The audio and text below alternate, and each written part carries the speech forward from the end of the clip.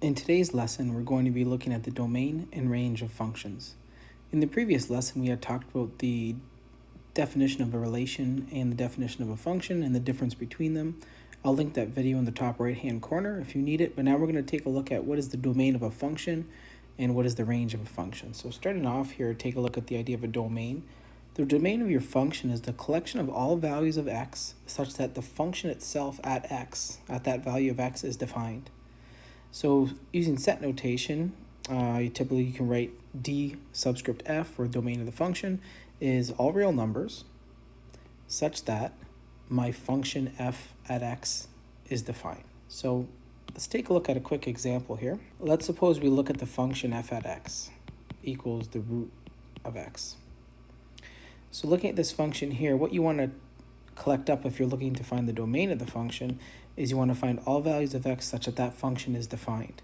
So the question becomes where is the square root of x undefined?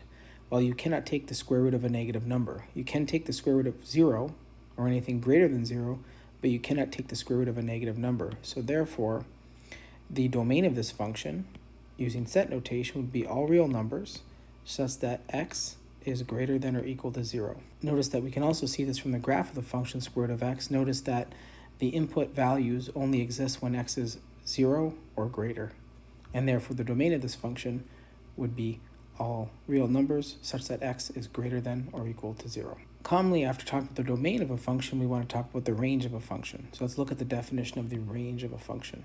The range of a function f is the collection of all y values this time such that there exists an x in the domain with which f at x equals y. So essentially, when you talk about the idea of the range of a function, what you're talking about is where does the function go? Where does the function get mapped to?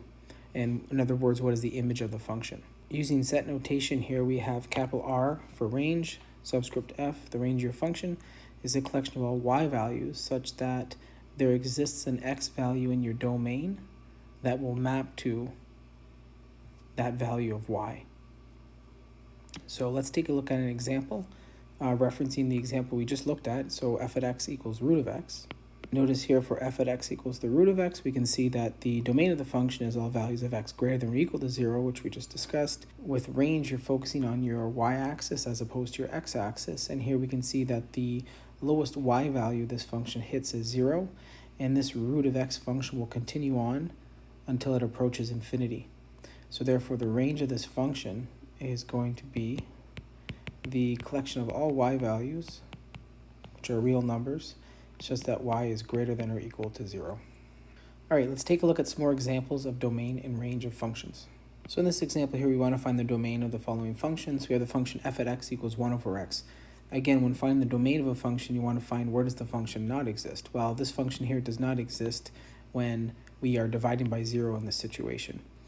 You can divide, x can be negative, x can be positive, x can be a fraction, decimal places, those are all fine. However, the x value cannot be 0 because we cannot divide by 0. So therefore, the domain of this function will be all real numbers such that x is not equal to 0. Let's take a look at another. Again, focusing on the domain of a function here, we can see that we're looking for values of x such that the function is undefined. Well, when you take up any polynomial, polynomials are defined on all real numbers. I can sub in negative values, positive values, fractions, decimal places, it doesn't matter. Function exists in this situation here, so the domain of this function would be all real numbers. Let's look at another. So for the following function here, we want to, again, focusing on domain, we want to know where does the function exist. So at what values of x does the function not exist? Well, I can't divide by 0, so we have to make sure x cannot be equal to 0. Also, you can't take the root of a negative number, so therefore x cannot be less than 0. So therefore, the domain of this function is going to be all real numbers such that x is strictly greater than 0. Let's look at another. So for the following example here, we want to again ask ourselves the same question. Where does the function not exist? Well, we can't divide by 0. So if we take the square root of 0 is 0, so x cannot equal 2, because then x minus 2 would be 0, and the square root of 0 is 0, so we'd be divided by 0. That can't happen. Also, x minus 2 must be greater than 0 in this situation. So the domain of this function is going to be all real numbers such that x is greater than 2. So for the following example, same Same logic, again, we can't divide by 0, so I have to make sure that, in this case here, x squared minus x minus 6 cannot equal 0. Well, again, to find when these values of x are 0, we would have to factor this. Factoring here, we get x minus 3 times x plus 2 cannot equal 0, which means that x cannot equal negative 2 or 3. So the domain of this function is going to be all real numbers such that x is not equal to negative 2 or 3. Let's look at another example. So for this example here, we want to calculate the domain of the function. Again, you're going to ask yourself, when is the bottom going to equal 0? In this situation here, the bottom will equal 0 when x equals plus or minus the square root of 5. So therefore, we can't have that happen, and that can't be in the domain. So the domain of this function will be all real numbers, excluding plus or minus root 5. All right, let's take a look at one more example of domain. So the domain of your function can also be expressed in set notation. In this case here, this relation is also a function, and this is a finite relation and a finite function in size.